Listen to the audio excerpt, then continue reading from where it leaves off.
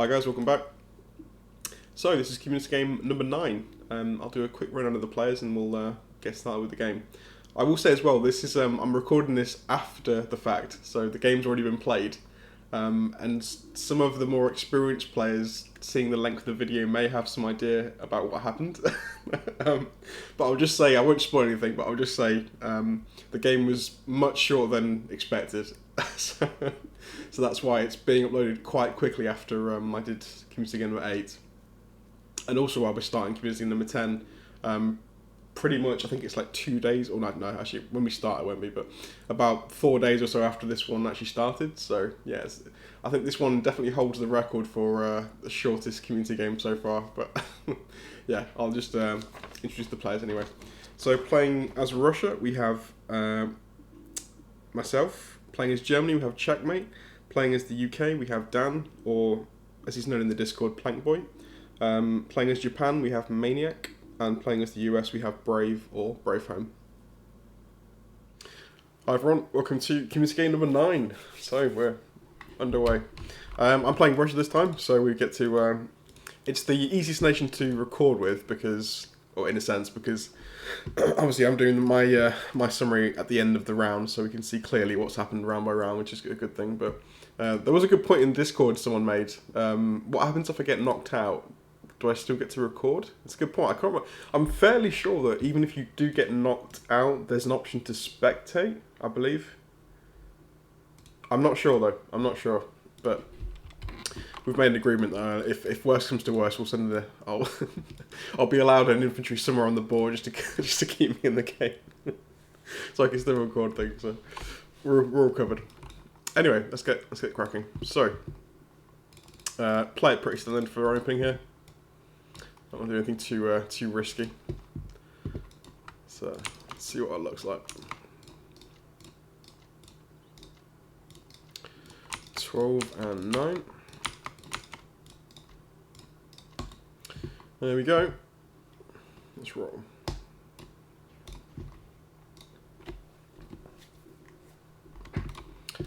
West Russia, come on.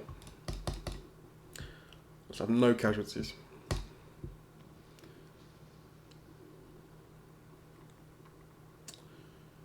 Okay. It's not too bad. Ooh, bad hits back though. Very bad hits back. Need to kill this tank and not take anything in return. Ah, that's terrible. Okay, crap start for West Russia. That's pretty rough. I won that bad for a while.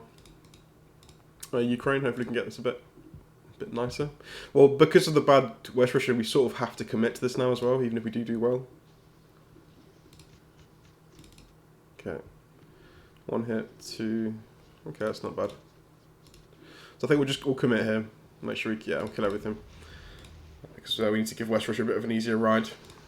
Okay, so decent Ukraine, I'll take that. But a fairly rough West Russia.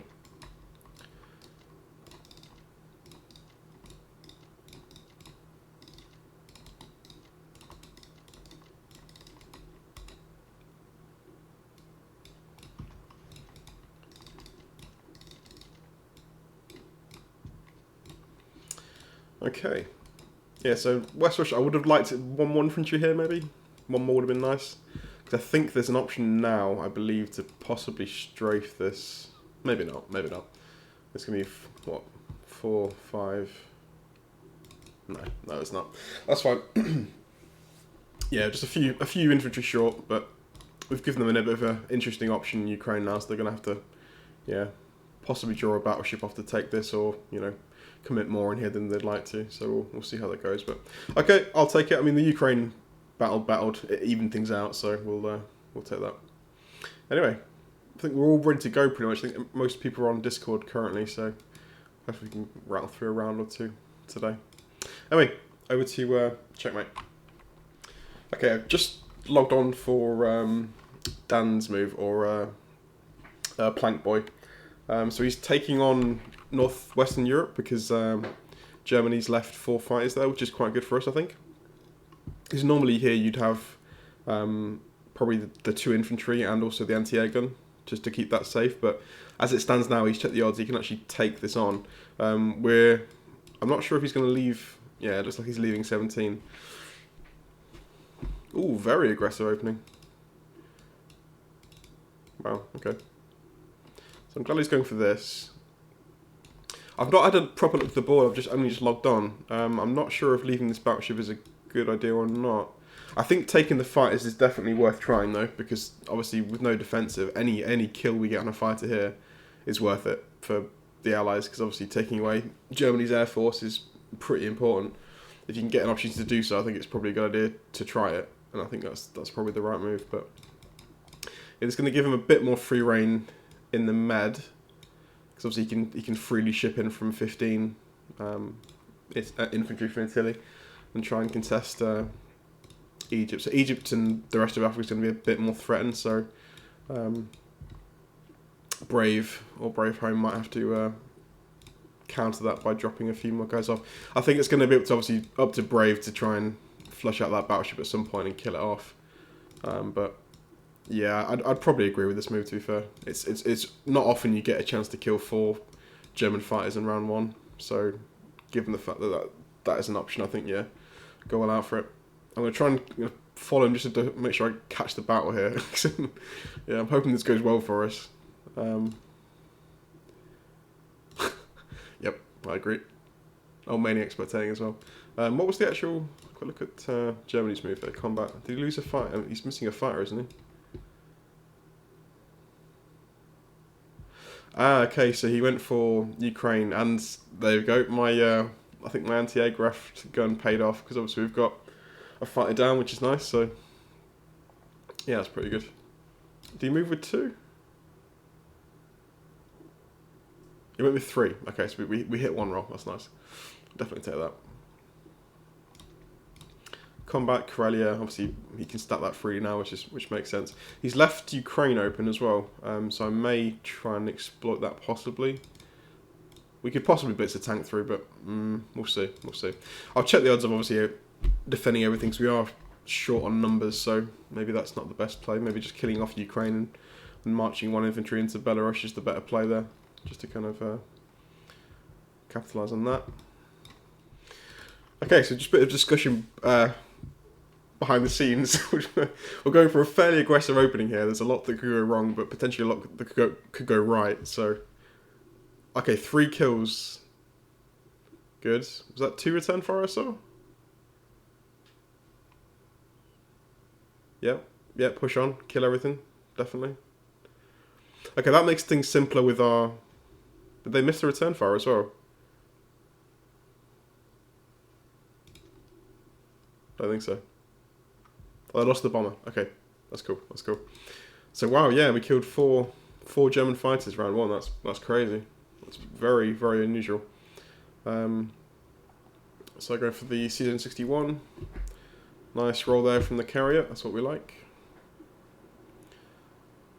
Return fire as well. Assuming the carrier was taken. Yep. Good. So we went for Libya here as well. I'm not convinced by this, but yeah, if it works, it's fine. We've got odds to take it. Ooh, bad rolls though. But bad return fire also. Keep pushing, I'd say.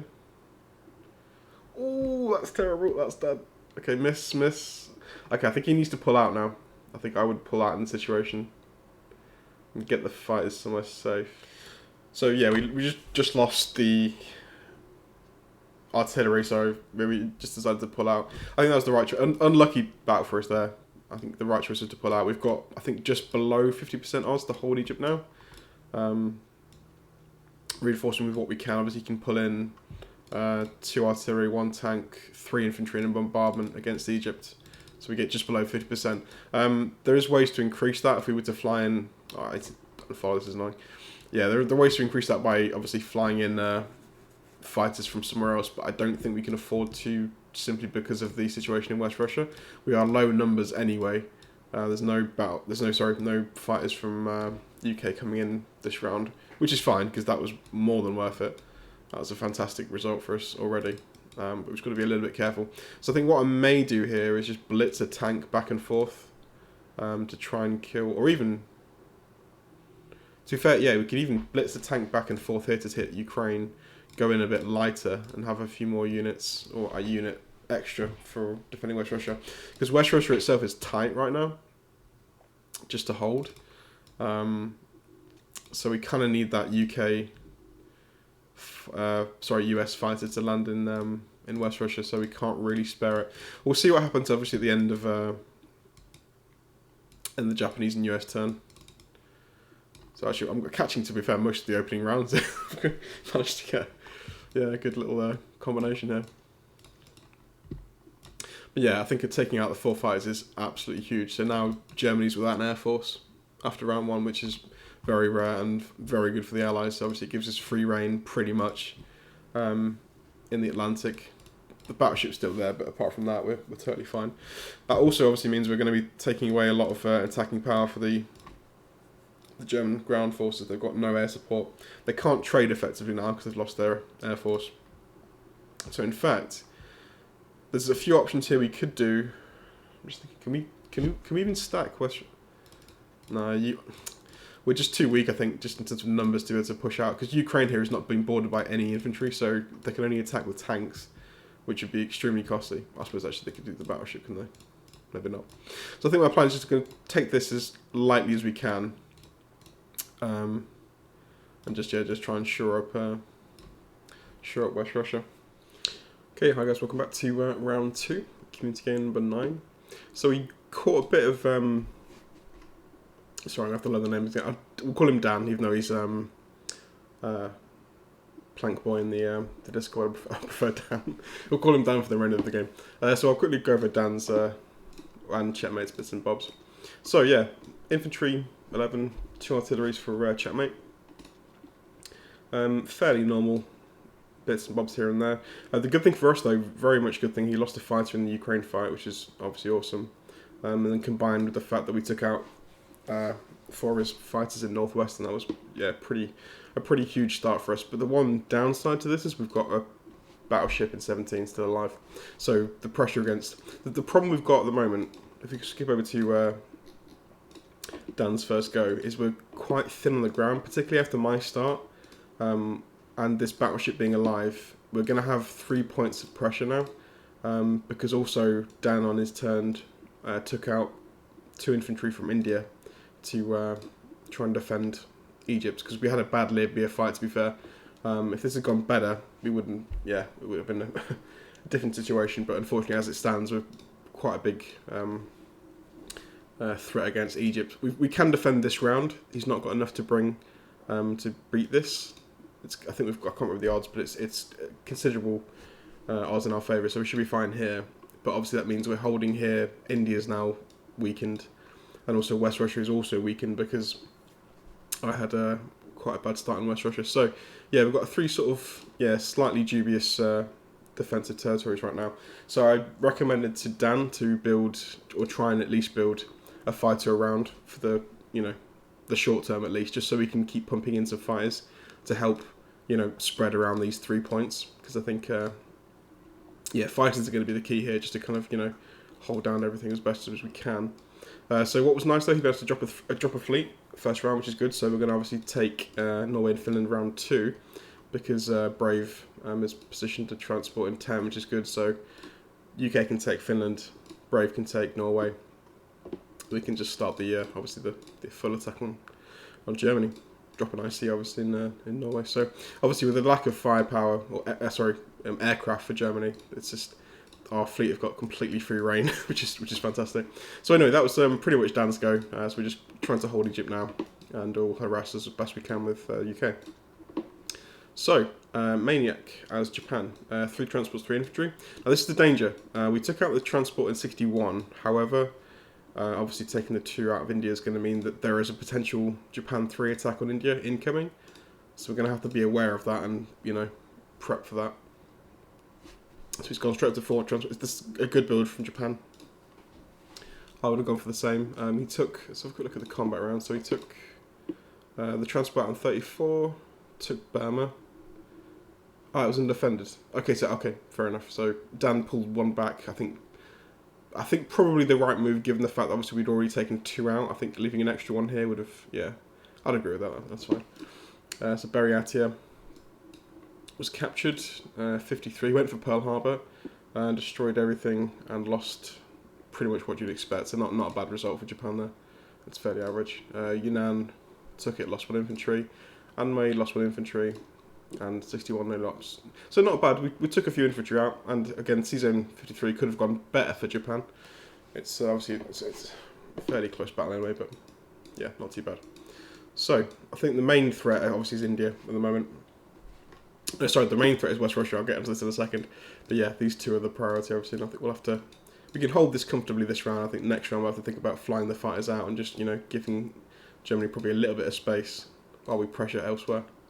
But anyway, back to round 1 US. So this is Bravehome or Brave. He goes by both names. 3 transports, 1 carrier, 1 tank. So a little bit more aggressive. I think this is the right. He mentioned the Discord. This is the right. I think the right go as well, because obviously with Germany having no air force currently, you can go lighter on the fleet because obviously we don't need as much. There's not much of a threat. So I think 3 transports was a good buy here. It's got everything coming back, obviously. Not much to speak of, really. We've got transport in 10 to hit Norway in round 2.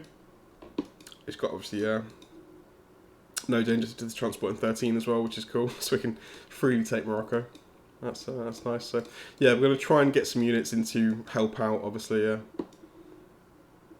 Try and get some units to help out Africa, because that's going to be pressured heavily now with the battleship. I think it's going to probably try and make the most of that transport being alive and get units flooding into Africa and try and maybe control Egypt or something, or try and push forward here. So having some US support here is going to be nice. But anyway, back to me. So I've calculated West Russia. It's tight. I want to kill these 3 just to kind of keep Caucasus safe. Although, yeah, that's fine. I'm just thinking about actually. In a normal game, I'd be thinking about this, looking, Caucasus is really vulnerable because the transports are light, but it's actually not. Because if I deploy 4 units here, then that's it. You can't take it because there's no supporting air force, so that's fine. But we are, pretty low on numbers, and I think if I take Belarusia with the Blitz, and then kill these 3 here, hopefully kill the 3 here, with 3 of my own plus the fighters, we should be, I think it was around 56% we hold in West Russia, so it's not ideal by any means. It's definitely not ideal. I'm just debating whether to go for 2 seems too risky. 2 land units. I mean, to go to Ukraine seems too risky. I feel like I need 3 just to make sure they die. And I think as well, given the fact that Germany's already had a pretty rough start, taking a 50% battle in West Russia is risky. I think if it goes wrong for them, which it obviously could do because they're behind on odds, then it could be a very quick game because they think the pressure's going to come very, very quickly. Without tanks, obviously they're going to be having a real rough time and actually pressuring anything. So I don't think the right choice would be to go for West Russia, but he may do, so we'll see. Anyway, we'll do 4 and 4. That's my normal round 2 buy, assuming I've taken the Ukraine. Combat moves again, nothing too special here, just going to be doing the basics. I'd like to put an infantry here, but I'm trying to get as much value, or have as many numbers as I can in West Russia. If we hold this round, we're good in West Russia. We're totally fine. So I think that's going to be it, really. Again, the only question mark for me here is what do I attack Ukraine with? I want to kill the 3 infantry, definitely. Just to keep them out of the Caucasus, but how light do I go? I think realistically I have to hit with 3 land units. I don't think 2's worth it because if it goes badly, which it often does, particularly with me, I find attacking with fighters I get screwed so often, so I feel like I need the 3rd unit in there. So I'm going to risk 3 and just hope he doesn't go for a 50 battle and get lucky, basically. So, let's do it. I'm going to give myself slightly better odds by obviously bringing in an artillery as well instead of an infantry, so it's a little bit more attacking power. So I'm hoping to kill this first round. 1, okay, 2 not bad. Okay, decent start. Should be fine to finish it off now. Yep, cool. I mean, I could have almost retreated there, but I think that's probably a wrong move. Because obviously it lets him waltz into... Actually, I think that was a mistake. I think I probably should have pulled back then, because I could have deployed, again, I could have deployed into the Caucasus. Yeah, not sure, not sure.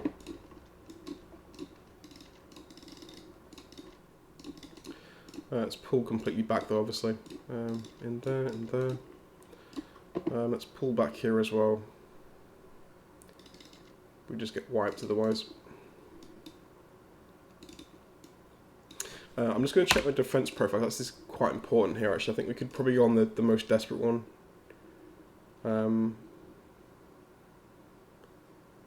Have the... Where is it? Bombers first? Yeah, okay, bombers first. This is my desperation defense profile, so if he goes for me, the anti-air will absorb one hit, which may be crucial. So I think it's probably the best thing to do, and I'm going to remind him. Okay, let's do it now.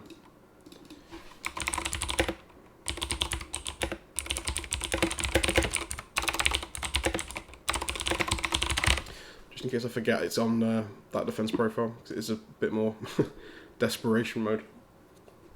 But I think that was good. Any missing thing? That's good, that's good. Everything's moved. One going to Archangel. Yeah, I think we're fine.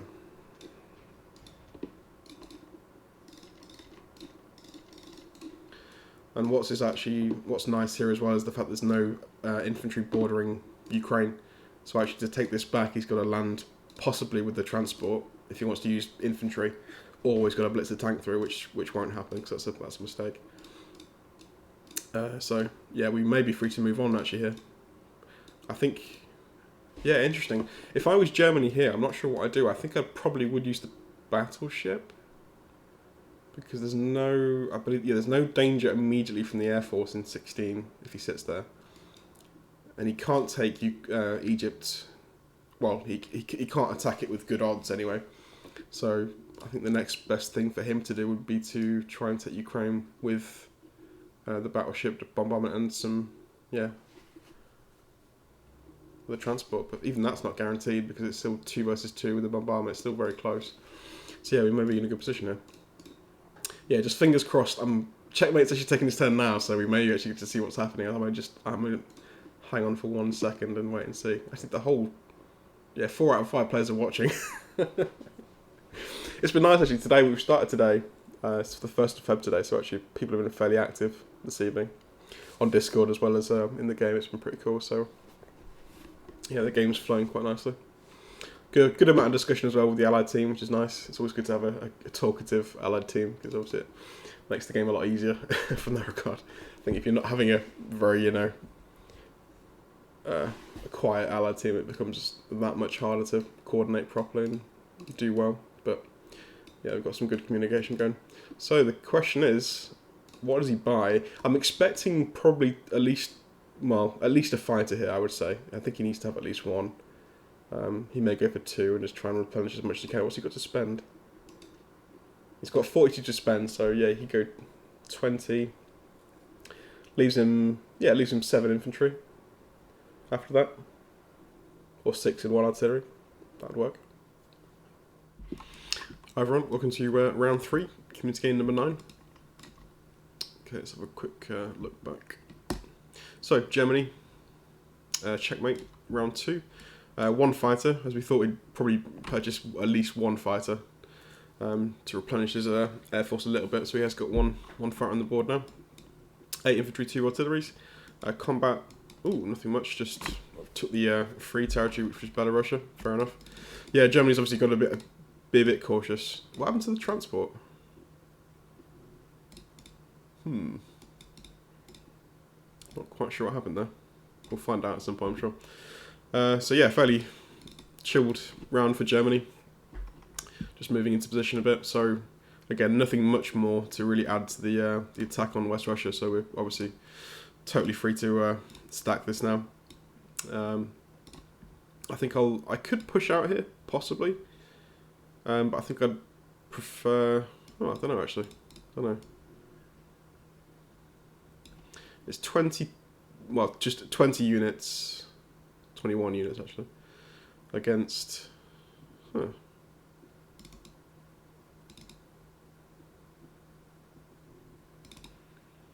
could do a cheeky push against both there, to be fair. Try being annoying. I'm gonna just quickly do the odds because I think we're totally fine, but it's worth always just double checking. So if I push out against Bulgaria as well as Belarus, that's obviously a bit more harassment for Germany, who are already having a rough time. Okay, we'll come to that in a second. Let's carry on for now. So just, yeah, repositioning. He's tried to stack France as well, but we could potentially kill that, which might be an idea, to be fair.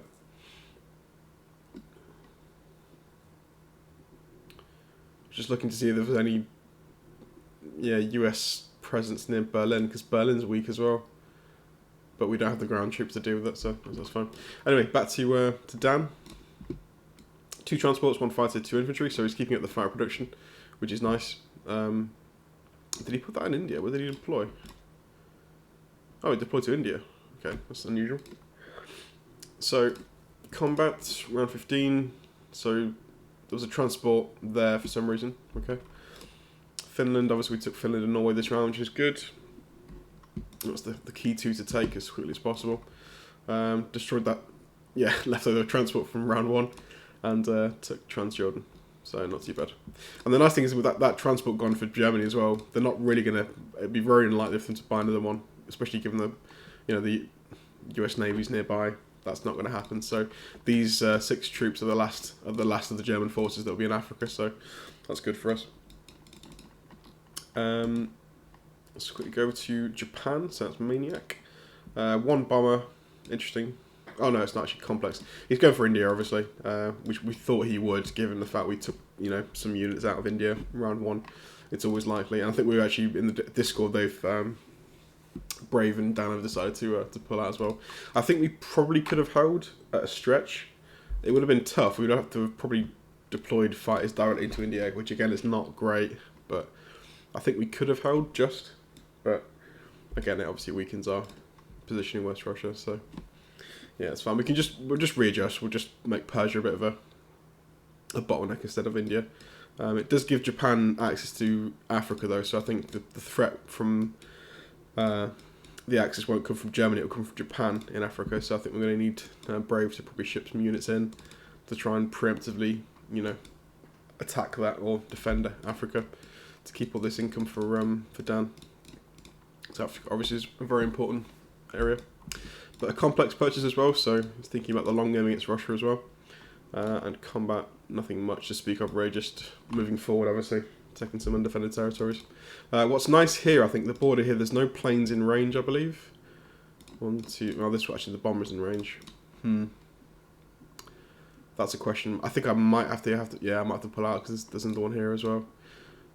Potentially, if Dan's going to pull out, which I know he will, that means he doesn't need to use the bomber for the attack, which then frees it up in turn for the attack in Evenki. So I don't think we can hold that, or at least I don't think we want to focus on that, because we've got other priorities. So I think I'll pull back mainly here and just leave one to defend. And finally on to Brave or Bravehome. 2 transports, 4 infantry, 4 artillery. So we're going heavy on the transport, which I think is the right move, obviously, given the fact that we've got very, very minimal resistance against any kind of fleet we've got in the Atlantic. So, yeah, mass transports is the way. We've got more than a fleet. I think actually what should be happening now, I think the Americans as a whole should be moving down through the Med and trying to, pressure Japan a little bit, because there's no need for them up here. We've got 1, 2, 3 plus fighters, obviously. Defensive naval units for the UK, and that can cover 2 sea zones easily, because there's only 1 fighter to deal with. So the carrier and maybe like 1 fighter can cover a sea zone, and the destroyer and a cruiser can cover another. So actually the Americans don't need to be here now, actually, essentially. We can move them all somewhere else, and if there are more German Air Force, more aircraft added, then I suppose the UK can just add another destroyer, or the Americans do that. So I think I might mention that in the Discord, if we can just probably move all the US troops down, that would be the best thing to do. Because obviously Japan's got a little bit more free reign now that India's going to be falling than it normally would have. They've got a nice deploy, an IC close to Africa, Egypt, all this kind of stuff. So I think having the US Navy just pushing them back a little bit is going to be a good thing. So yeah, I mentioned that. Combat, Algeria.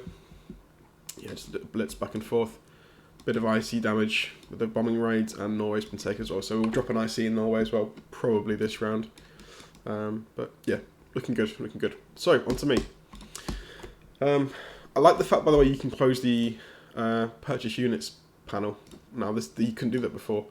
So you have to kind of just, you know, build something and close it down to actually get a full view of the map. So it's nice we can actually close it down and get a look at things properly before we decide what to buy. But for me, it's going to be fairly simple. I think we'll just, yeah, 5 and 3. That's good to me.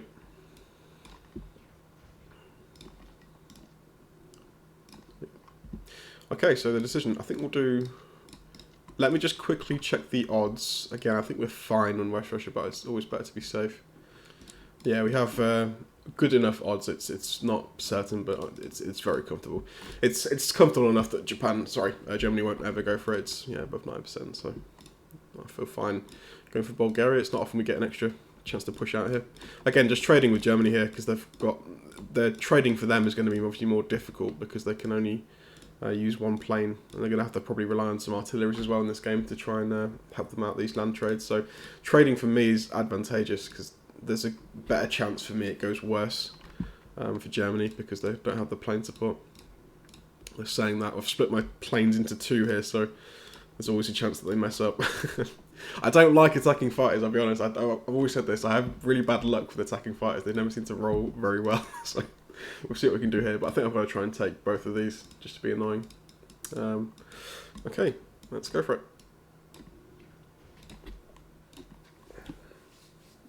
Belarus is more important. I think I'd like to control this if we can, but nice. Good start. This is a bonus. If we fail the first attack and we take a hit, I'm going to pull out. But we don't, that's fine, cool. And we didn't take any losses, fantastic. So that's something else to deal with for Germany. Nice, nice, nice. Let's go 1, 2, yeah, leave that last one there.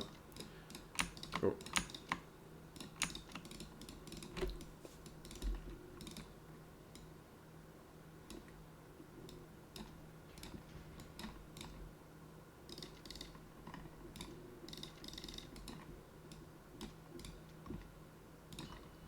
Cool. Still 27 IPC to spend, which is nice. West Russia's safe. We've locked down everything we can. Pushing into Bulgaria is pretty rare as well for, you know, round 3 Russia. That's, you don't often see the Russians get that far forward, but that's quite nice. So they've got 3 things to trade now, the Germans, with 1 aircraft. So, yeah, looking pretty good. So we'll keep ramping up the pressure. I think we can stack Norway now if we want to. We'll start stacking it. This is potential as well. I think this might be a good target actually to take out one of the anti-air guns. And there's only 4 infantry there, obviously, so we've got enough. Yeah, we could borrow some of these if we need to. We've got enough to take this out if we want to. Taking France would be good. We could even take Norway Northwestern to be fair. This one up here as well. Grab this extra infantry and just drop them off down here. It's all possible. And the UK have got 3 transports now, although I probably would have waited on the transports, to be fair. It's never great to have dead transports because these obviously we can only use, well, we can use 3 of them, but they're going to be half full, so it would have been better to wait on one of the transports and just build some more infantry. So 2 infantry here instead of one of the transports would have meant 2 full transports of, you know, proper units. As it stands now, we're a bit a bit too heavy on the transports as it stands, but that's fine. It's alright. It doesn't really matter. Yeah, pressure comes now, so stacking Norway.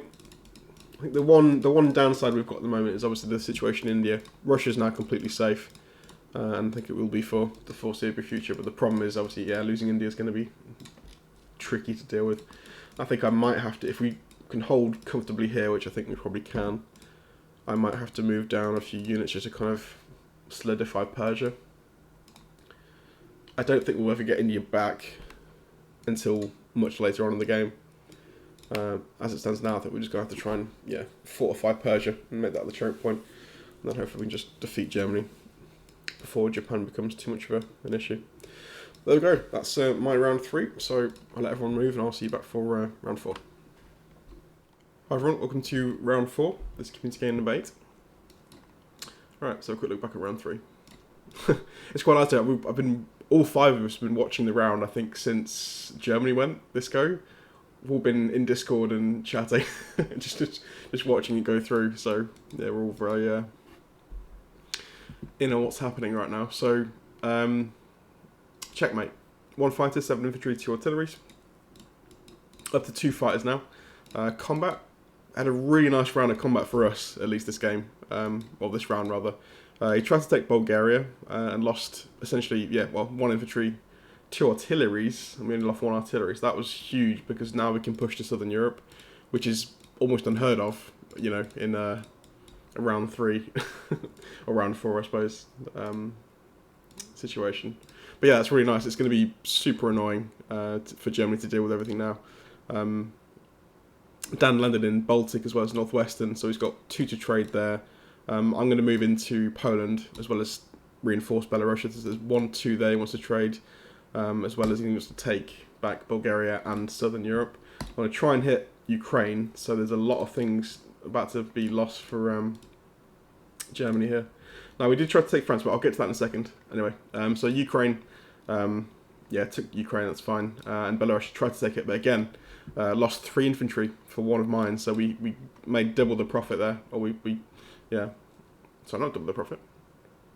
3 times the profit we made there compared to what he gained there. So that was some really nice defensive rolls for these 2. So unfortunate. The thing as well for Germany, he's so short of troops anyway at the moment, infantry, that's just super costly, because now we can just really run all over. I think that's almost a death sentence in a way, if it hadn't have been for France, but we'll get there in a second. So let's go quickly to UK. 7 infantry, 1 fighter. Again, not completely matching up his numbers there. I think it would be better to more evenly distribute this, but maybe adding a few artillery as well to go along with this, because again, he's got 8 units for 3 transports, so it's not quite as efficient, I think, as it could be. But still, that's fine. Combat, Baltic states, as I've said, Northwestern, just taking what we can. Oh, this is a mistake. This is a bit of a pain now as well, because Germany could potentially blitz a tank through here and take these 2 back, which wouldn't be great, although that's slightly compromising their defence of Karelia. I'm not sure what he'll do with that, actually. Yeah, I think that there probably should have been a blocker somehow, at least here. Yeah, there should have been a blocker put there. I think I actually did have the opportunity to with this. They had a 3 transport as well, and a tank. I think he should have blocked this, but anyway, it doesn't matter. That's fine. It's a fairly normal move. We've retreated from India. We couldn't hold it, unfortunately. So we're now going to try and stack Persia as the new choke point against the Japanese. It's quite good in a way that Japan's gone all in for this. They're going for the VC snipe, by the way. The Axis team, which makes sense because Germany's obviously in a bit of a state. So that's probably the best choice they have, and if they can manage to hold on to France and Karelia and Italy, Germany should be fine. Then yeah, they could snag this game right out underneath us, really. I think we do have the lead right now, but obviously if they can grab this and hold what they need to in Europe, we could be in trouble. But again, yeah, but he's gone all in India. Again, I suppose it is going along with the VC snipe plan, so he's trying to make that as strong as it can be. But in a sense, going for the VC snipe, he's sort of, it's in a way it's better for us. In some ways, it's better for us because he's not hitting Australia. They're not going for Madagascar. They're not doing a mass landing in Africa. So economically, they're not exactly in the place they would be. 42. But again, if they can get the VC snipe, it doesn't matter because they'll win the game. So I think it's the right move for the Japanese point of view. He's got more transports here as well to harass possibly the US if he wants to go for Alaska or just cause some problems for us. So yeah, Japan's sitting pretty right now. They've got no real problems. We can't take back India, so yeah, they're in a decent spot. So we kind of need to make something happen against Germany quickly here before the Japanese arrive in full force.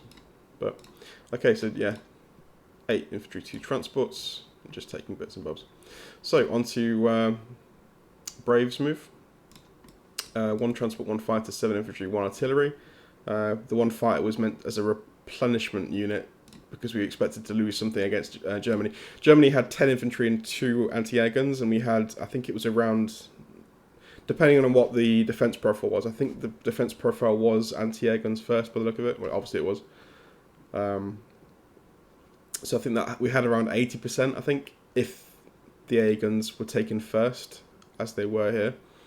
So we had a good chance to kill this. I thought our thinking was obviously if we can kill France and take this, then Germany's in such a terrible spot because they've got to trade 1, 2, 3, 4, 5, probably 6, 7 territories with 2 planes and, you know, limited artillery. So that would have sucked. That would have really sucked for Germany. As it happened, we got unlucky with the rolls. So let's have a quick look at France, the battle.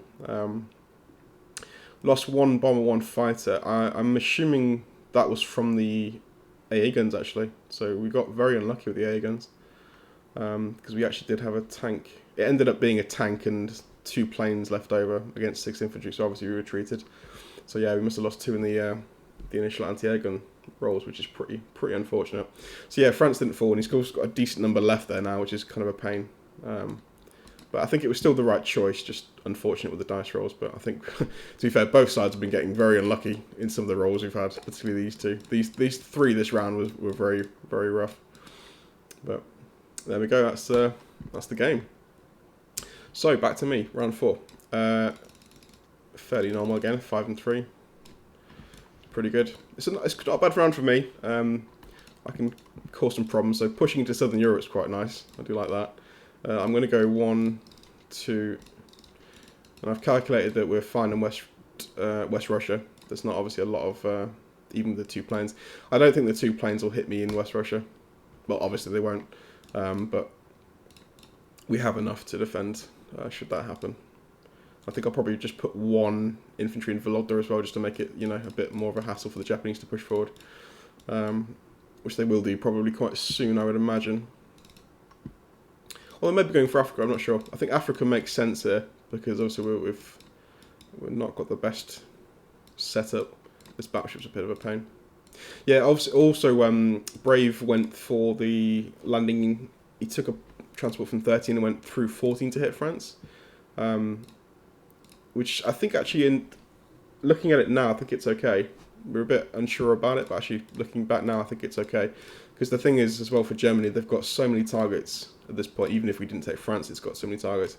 And throwing a battleship in here, which you probably will do, if he wants to use the 2 planes to take this, and that's 2 planes that he's not using for trading all the territories he needs to trade. So, in fact, I think it's quite good because it just gives Germany another target, and they really don't want targets at this point. They want minimal trades if they can get away with it, and we're giving them a lot to deal with this. So I think this actually turns out to be probably the better move, to be honest. If we can kill the battleship, which I think if he throws in all 3 units, I think is unlikely, but it still may happen. But anyway, it's fine. The worst comes to worst, I mean, he's going to have to commit the battleship here anyway, so it leaves it open to an attack from all the US fleet in 8 anyway, so it's probably a good thing. Even if he does win the fight and have a battleship left over, it's probably still a good thing, because we can finally wipe out that battleship, and there's no defensive, you know, ships at all in the Atlantic, or in the Med to deal with. It's just those 2 planes, so yeah, it's not a bad thing, I don't think. Anyway, I think that for me is going to be about it. We've done everything we can, so we're going to take Southern, take Poland, reinforce Belarusia. Hopefully we take Ukraine. I think 3 in land and 2 planes is more than, that's a decent trade. We could go light and go with 2, but I don't think we need to, given the fact West Russia is very safe. And the nice thing about this as well is that we're going to be able to, Ukraine can't be traded by the Germans, assuming we take Ukraine now, because there's no tanks in Berlin to blitz through Bulgaria to get to it. So yeah, Ukraine is now ours, at least for a round. So that's nice. Anyway, I think that's probably going to do it for me. So let's see how my Ukraine rolls go. Fingers crossed we get it cleanly. Okay, that sucked, but his rolls missed as well. That's good. I hate attacking fighters. I really do. Okay, good, we got it. That's the main thing. Okay, not bad. 1 loss is fine. That's to be expected. Okay, so let's pop 1 infantry in Belarusia. Let's pop 1 in Vologda. And everything else goes back to West Russia. Cool. God, the board here for Germany looks so crap. It really does. Nasty. Nasty. We've got a lot to trade. I think we look good. Yeah, just double checking. Yep, we're safe.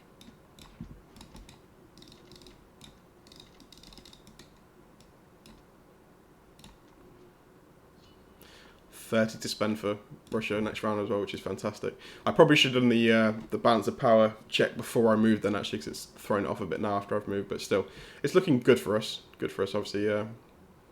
US and Japan are even as it stands.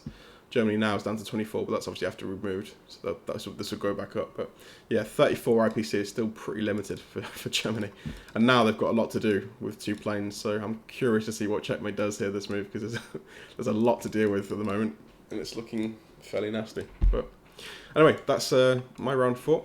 So I'll leave it for Checkmate, and we'll see what happens in round 5. Okay, I'm just quickly recording now because we're about to do basically a make or break attack.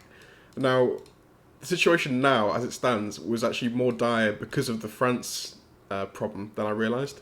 Not taking France was actually crucial to this game, because now Japan, the way they've played it, is in a very, well, the Axis as a whole are in a very strong position, and there's a good chance we lose this game now because of the VC snipe. We knew they were going for a VC snipe, but the problem is this move here was very good. Maniac put 4 fighters into 34 to land in Italy, so they've got as much defense as possible in all 4 VCs in Europe, which is annoying because obviously if we'd have taken France, the counter-attack would have been a lot less, and we could have taken France back, so that wasn't the problem. So we assumed, I think, we would take France, and that was the problem, I think, because not taking France has meant that we're extremely, like, close to dying here. Now the 2 choices we've got, the best choice we've got is to either hit India. I think we had just slightly above 50% of taking India, but it's risky because we're attacking with a lot of infantry, and this is not great. It could very easily go wrong. The second option, which I think is the one we're probably going to go for, I think, yeah, so Dan and Brave are just chatting in the Discord as well, which can discuss what to do. The second option is to try and hit 34 with 4 fighters that we have available, with the aim of killing at least 1 of the carriers, hopefully 2, because taking Egypt means the fighters can't land anywhere. The 2 that are there, if we lose 1 carrier, they'll lose a landing spot, so the 2 will die, which immediately in turn means that they can't reinforce Italy. And we're also hitting Italy with 2 fighters here to try and, you know, kill as many as we can. Hopefully 2. If we kill 2 here and we kill a carrier here, then we have about 75% of chance of taking Italy, assuming we can kill the battleship with this one and this. It's so tight. It really is so tight. So this is the last time. If we fail this, it's over because we can't do anything, and that's a bad start already. I've just seen we've lost. Okay, we killed 1. Let's check the odds. Please kill 1 more. 1 more will be good. Shit. Okay, that's not as good as we thought. So they'll have 2 left here. We were hoping for 2 kills here, but I think it should be. I think we still got. It's still. Well, actually, yeah, we've lost odds now, to be fair. We've lost odds, I think. Shit. That's bad. Really bad. So we've got to hope, this is the key, we've got to hope we kill. I'm not going to go into the battle, I'm going to watch from here. If we get... No! We've lost the game. Lost the game. That's it. We've lost the game. Oh my god, that is a crazy, crazy game. No way. That is insanity. I have to say, fair play to Maniac and Checkmate. That was a fantastic VC snipe. Because we were sitting pretty, looking... I mean, we knew the VC snipe was coming. That wasn't the problem. The problem, I think, was not realising this 34 move and the fighter reinforcement to Italy. Because we always had Italy in the back pocket. And also... Yeah, just the looking at the board, it looked completely lost in terms of the VCs. We thought we could at least take 1. So not taking France was absolutely crucial. That's lost us this game. That 1 battle in France has lost us the game. That's insane. That's insane. I think we were lucky not to kill a carrier. So we had 3 misses, which is unfortunate. I think the odds were to kill. I think the odds were to kill two 2 units there. So unfortunate not to take a carrier out of the fight, and also that was a bit more dicey having 2 fighters going against Italy, but. Yeah, I think that's very much game. So the plan now is obviously there's gonna be 4 fighters sitting in Italy. We're gonna have to attack with 2 infantry, and not even a bombardment because we have to use that ship in the fight there, and then 2 fighters from season 8. So that's well and truly dead now. Damn. This has got to be one of the craziest games. I think the craziest games we've had, community games we've had. That's so crazy. No, I'm not going to say completely GG's just yet, obviously. It is over, but I'll wait to the final end screen. But yeah, fantastic play from Maniac and Checkmate. Really nice VC snipe. That's crazy. This is the danger of losing India. It's so dangerous because you know it's coming, but then you've really got to think about realistically what can be moved everywhere. I think you've got to be so careful, more careful than they were, thinking about where Japan can reinforce with fighters, because this was such a nice move. That was the nail in the coffin, this move here. And I think, to be fair, he could have even been more. This could have been even tighter. I think if he'd have moved a battleship here as well, that could have been even better. Just making sure there was no counter-attack opportunity for us here, completely locking it down. And then they would have been free to move into 4 fighters, and then, yeah, that would have been even better, but crazy. So the choice here was difficult. I think, in hindsight, I'd probably still, I don't know, I may have gone for India. India was a cleaner choice because it was just one battle to decide if we won a victory city or not. This was a little bit more messy with a few things needing to go right, I suppose. So maybe in hindsight India would have been the better play, but still, we weren't getting above 50% odds either way. Well, I think this was slightly above 50%, but still, it was attacking with infantry is always a bit scary. It's always a dubious, prospect. But damn, this is crazy. I think this is probably the shortest victory, shortest community game we've had. I think 4 is definitely a record, and it's yeah, very surprising as well, because at the end of my go, obviously we didn't quite see the danger that was coming, but yeah, at the end of my go, it was looking really sweet, because obviously I'd pushed out heavily. Yeah, and we were looking good. I think maybe in hindsight then I should have tried to take Karelia and just gone for it. But again, we didn't have odds to take that, so it would have been a tough decision. But yeah, so I think this game really does highlight, I mean, if India falls to Japan, you've got to just be very much on your toes and looking at the positions of all the Japanese fighters, because the fighters are the key. They can't do anything else. They can't help in any other way securing victory cities, apart from taking Hawaii and then flying in fighters. So the fighters are the key unit here. Okay, so the final attack on this Kim's game number 9. So we worked out, I think the odds on Italy were like 0.01, and this is like 0.03 or something. It's or 0.3 rather, and 0.1, 0.3 and 0.1. So very, there's not a lot in it, but I think France was the slightly better option. Just gives a bit of, I think the longer the battle goes on, I think it's, yeah, more troops. I don't know.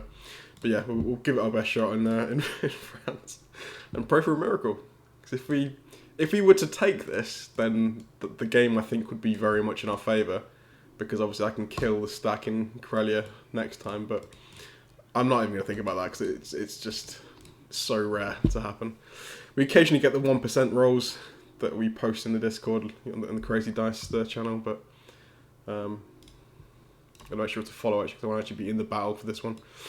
But yeah, we're going to have to get a 1% roll here. Or even better than that, to be fair, to get a chance here. But no, I think I'll wait to do the final summary for the game after this has happened. And, we'll go through the key points. Okay, we're rolling. So he's gone for Karelia as well because why not? Might as well have a crack at it. So I can't see. This is the problem with spectating a battle. It's so like laggy. It's just really crap. So we hit the anti-air gun on the the roll, but I'm assuming that means he hit one back, right? No, it doesn't. Okay, cool. God, this is so janky. What was it? So 2 hits from the bombardments, I'm assuming. Okay, 5 for the. Okay, there you go. 5 for the infantry. No hits in the anti-air gun as well, which is a good sign. Gives us, yeah, a bit more of a chance. 4 hits back. I think was that just 4 hits back. God, spectating battles is a nightmare. There's no way of knowing what's going on. It's just very stuttery, and suddenly everything's happening, and then it stops for a second, then it carries on. So there's 10 essentially infantry left compared to.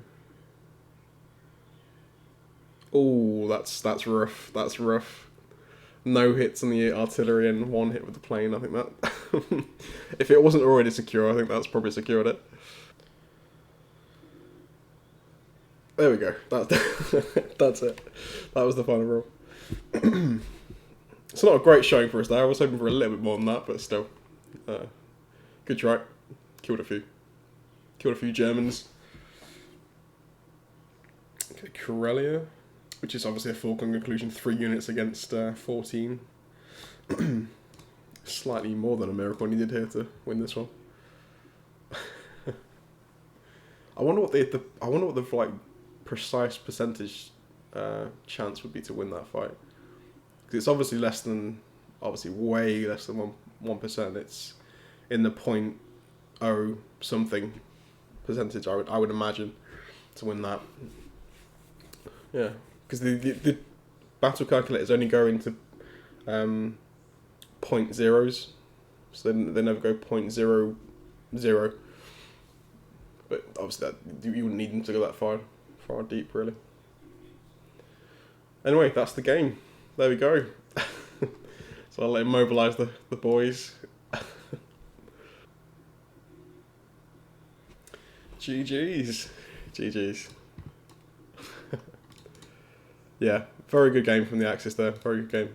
I think that was a very fun game, despite the fact it's over round 4. That's definitely the quickest. In terms of time, that's the quickest, because we only started yesterday. And in terms of actual rounds as well, that was the quickest as well, the VC snipe. I'm pretty sure that's the first VC snipe we've had in a comm game, at least a round 4 one. But yeah, well played the Axis there. Good game. So, some key points then from this game. I think the 34 move I think we'll come to, because that was a killer. I think the first bad thing for us was not taking France, because I think if there was 6 infantry left after the fight in France, and I think if we'd have taken that, obviously that's 6 units away from the round 4 attacks we would have been launching, so it would have obviously meant Germany's a lot thinner on the ground. So I think taking something, either Italy or France, or possibly Karelia, I don't know, would have been that much easier. And I think a combined attack from the UK and the US might have been a lot easier if those 6 had died, and we'd have actually controlled Germany. As it was, they had 6 infantry to play with, as well as tanks and stuff from Karelia. So it was a nice split. I think though the key move here in the entire game was the move to 34, the fighters, because none of us were watching the fighter positions or where they could potentially reach, because we would have had to have spotted that beforehand and noticed that there was a danger here in 34 that they could potentially land in Italy. And I think Maniac pointed out, or Checkmate, one of the two, pointed out that fighters on a carrier sitting in 34 can reach every VC in Europe, which is pretty huge, and it just shows how strong 34 potentially could be in this kind of scenario. So yeah, 1, 2, 3, or 4, or they can go 1, 2, 3, 4. So yeah, they can reach anywhere. So it's a pretty huge spot for the Japanese to land on there. I think it's a good lesson for all of us. just to be aware of this, if you're in a situation where India falls and you know that they're going to go for a VC snipe, just pay attention, because nothing else can really, as I said before, nothing else can really help control the victory cities by round 4, other than fighters. So fighters are the ones you've got to really pay attention to, and that move in particular was crucial, and that's such a good move, such a good move. Here, that completely solidified Italy for us, or for them, sorry, and yeah, it meant we couldn't take it. Now, I feel guilty about this, because actually, when we were in Discord discussions, I came in a bit later than the other two, than Dan and Brave. They were talking about just various bits and bobs, obviously, and they were thinking they were going to go for Italy, and I spotted the potential, because 34, he did leave it, I say weak, it was slightly weak. We had 4 fighters in range, and there were 4 fighters here with 2 carriers and 1 destroyer, and I had the idea of possibly taking out, if we attacked with the 4 fighters, if we managed to kill a carrier, which I think we had odds to, then that would have taken 2 units away from the defence of Italy, and that would have made it an easier time for the American troops here, as well as a bit of an attack on Italy with some fighters over here as well. As it was, the battle didn't go particularly well in either. We didn't kill a carrier, so there were still 4 flying over here, and we only killed 1 unit out of the 3 here as well, so there was no chance of taking that back. Now, I think the better move, looking back now in hindsight, with a bit more time to think, it was, yeah, India was the better choice, because taking two fights here, there's 2 battles that can go wrong as opposed to 1. Here we were taking, I think it was just above 50%, so actually really we should have taken this one. So I'll take responsibility for that one, because it was my suggestion to go for 34. That was my vote, but yeah, that's probably a bad suggestion. Looking back at it now, I think we just should have taken the straight 1 battle, 50-something%. Take that. If we lose, we lose. We win, we win. It's a bit more a simple battle, but yeah, I went for the style points and got punished. But no, well played to everyone there. I think it was I said it was a very short game, but it was a fun game. I think yeah, just highlights again to me the dangers of a round 4 VC snipe from the Axis. It's just they can really take you by surprise. That 34 move in particular was huge. We were at the end of my round in particular as well. After round 4 Russia, I think we all were feeling pretty confident, because we had a lot of control of Europe. Like, this was the board, and Germany was in such a crap spot. But then we by my round as well, we hadn't noticed what the Japanese were doing here. And then it became very clear once we saw Checkmate move as Germany, because he just completely solidified all the VCs and didn't trade anything here. So he was just going for pure defensive options, which worked out. So yeah, anyway, but well played to the Axis, Checkmate and Maniac, and well played to Dan and Brave as well. I don't think it was any one person's fault. I think it's just all 3 of us probably should have been a bit more aware of the fighter positions down here and the potential that Japan had. So yeah, it was a good game though, fun game. I think given the fact we started yesterday, I think I might just start community game number 10 straight away. I mean, it doesn't feel like we really had much of a game in this one. It's like it only moved 4 times. That was it. It's game over. So I'm going to probably start another one now. But yeah, and again, GG's guys, well played. I'll see you in community game number 10.